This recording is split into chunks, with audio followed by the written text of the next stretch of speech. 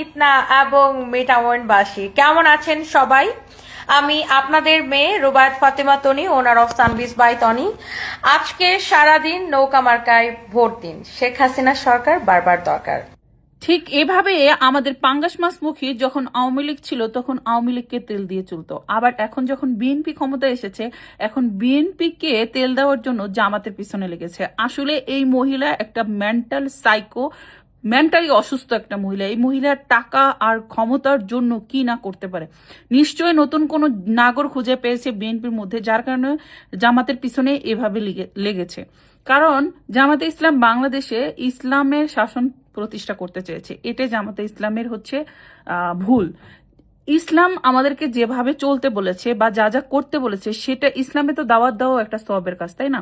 তো ডক্টর শফিকুর রহমান ইসলামের কথাগুলো জাস্ট আমাদের সামনে তুলে ধরেছেন। এখন আপনার ভালো না লাগলে আপনি মানবেন না, পালন করবেন না, তাই না? ইসলামের শাসন প্রতিষ্ঠা করার জন্য এই পৃথিবীতে যুগে যুগে কত নবীরা প্রাণ দিয়েছে, যুদ্ধ পর্যন্ত হয়েছে, তাই না?